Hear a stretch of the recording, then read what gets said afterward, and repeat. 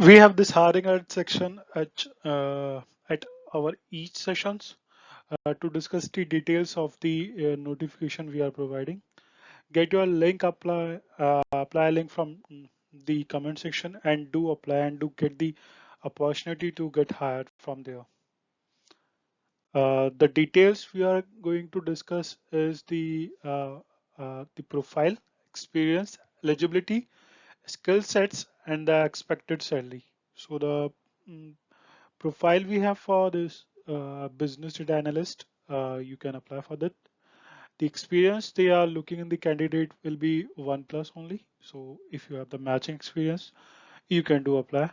And the eligibility, they are looking for the bachelor degree holders in computer science or related fields. Skill sets, they are looking for AWS. You should be aware about of that. Data pipelines and warehouses are also required to get fit in this role. SQLs and Excels are also expected from the candidates. Expected wages, we can expect between 5.4 to 8.8 LPA. It will be that your certifications practice sets only, that AZ-900 only. Okay, and the hotspots, we have these sentences to select the appropriate answer for that from the drag down option. So the first one is we can calculate cost saving due to reduced electricity consumptions as a result of migrating on-premise Microsoft SQL Server to Azure. The answer for this will be your Azure total cost of ownership calculator it will be as TCO. Another we have statements written out there and we need to mark them as yes or no according to the verification or working thing.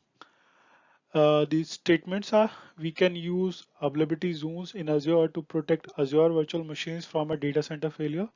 It's true. You can use availability zones in Azure to protect Azure virtual machines from a region failure. No, we cannot protect from the failure of a region failure.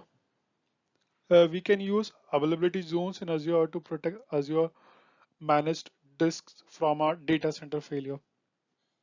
It's true. Again, the statements we have, and we need to check the accountability of mm, the year.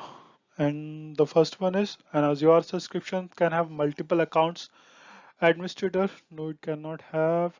An Azure subscription can be managed by using a Microsoft account only. Yep, it's true only. An Azure resource group can contain multiple Azure subscriptions. No, we cannot have that. Again, we have the drag down options. An Azure region uh, can contain one or more data centers that are connected by using a low latency network.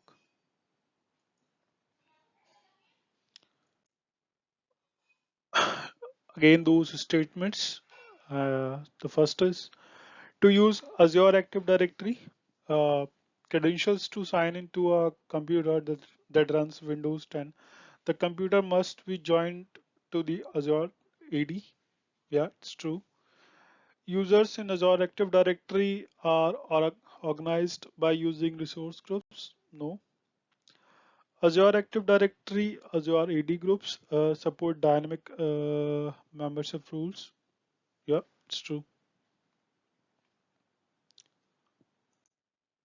Yeah, it's all done.